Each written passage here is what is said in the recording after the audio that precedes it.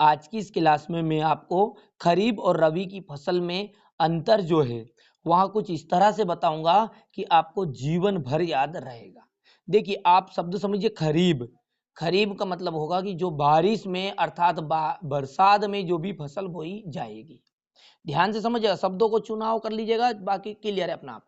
रबी की फसल उन्हें कहेंगे कि जो ठंड में बोई जाएगी। इधर बारिश वाली फसल है, इधर ठंड वाली फसल है। तो आप खुद समझ गए कि बारिश को हम कहते हैं वर्षा ऋतु, और इधर कहते हैं हम ठंड को कहते हैं शरद ऋतु। तो ये किसके आगमन पर बोई जाती है? आगमन मतलब आने पर। किसके आने पर? वर्षा ऋतु के आगमन पर बोई जाएगी। ये शरद ऋतु के आगमन पर बोई जाएगी। ठीक है, अब यदि हम इनके उदाहरण को देख लेते तो बाकी सारे अंतर क्लियर हो जाएंगे। यदि हम देखें बारिश में बोए जाने वाली फसलों में तो सोयाबीन सबसे ज्यादा बोया जाता है मध्य प्रदेश में। ठीक है, धान उत्तर प्रदेश, जहां भी जगह जगह पर बोया जाता है। तो जो सोयाबीन है, धान है, बाजरा है, ये सारी की सारी फसल बारिश में बोई जाती है, अर्थात ये खरीफ की फसल है। गेहूं है, चना है, जौ है, मसूर है, ये जो सारी फसल है ये कहाँ बोई जाती है? ठंड में बोई जाती है, इसलिए रबी की फसल है।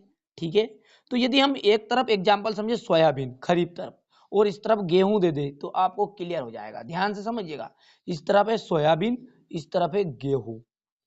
तो सोयाबीन आपने देखा होगा कि इनका जो उत्पादन होता है वहां कम होता है। ध्यान से समझिएगा, इनका उत्पादन जो होता है सोयाबीन का, उनका उत्पादन कैसा होता है? थोड़ा कम होता है। इनको साथ ही साथ पकने में भी कम समय लगेगा। स्वाभाविक बात है, सोयाबीन कम समय में पकते हैं किनकी तुलना में? गेहूं की तुलना में।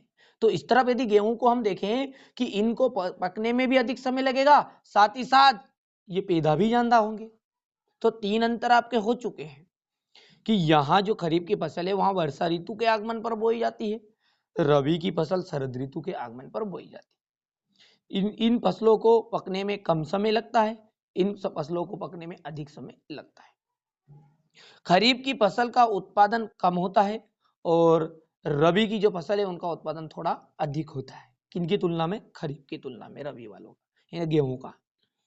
जैसा आपने देखा होगा कि ये सितंबर और अक्टूबर के बीच में काट ली जाएगी। कहीं कहीं पर मानसून थोड़े लेट आते हैं तो वहां पर अक्टूबर में कटेगी, अन्यथा ये सितंबर में, और कई कई बार तो बहुत जल्दी, ठीक है, अगस्त के एंडिंग में ही फसल कटने लग जाती है, लेकिन सितंबर तक कटती ही है। ठीक है, तो ये सितंबर अक्टूबर के बीच में काट ली जाएगी और ये गर्मी में कटेगी, यानी कि मार्च और अप्रैल में। उदाहरण की यदि हम बात करें तो सोयाबीन, धान, बाजरा आदि, और इधर लिख दीजिएगा गेहूं, चना, जौ, मसूर आदि। अब एक एक पॉइंट और आप लिख सकते हैं कि यह काटेगी तो सितंबर अक्टूबर में, पर बुआई कब जाएगी? तो जून जुलाई में। इसकी बुआई जो खरीफ की फसल है यानी सोयाबीन की बुआई जो है वहां जून जुलाई में इसकी बुआई की जाएगी, और इस फसल की जो बुआई है वहां कब की जाएगी? अक्टूबर नवंबर में। ठीक है, तो ये पॉइंट आप बढ़ा सकते हैं, और वैसे आपको इन अंतरों में ही अच्छे से कवर कर लिया होगा। तीन अंतर आते हैं अब, तो पहले आते थे 5 नंबर का। ठीक है, तो दिन दिन पैटर्न नीचे करता होता जा रहा है, यानी कि आने वाले समय में ये 2 नंबर में हो जाएगा। ठीक है भैया, तो बढ़िया से आप अच्छे से नोट्स तैयार कर लीजिएगा, और जो भी कोई समस्या है बेझिझक कमेंट बॉक्स में कमेंट कर सकते हैं, और जिस टॉपिक पर आपको वीडियो बनाना है वहाँ भी आप जरूर बताइएगा।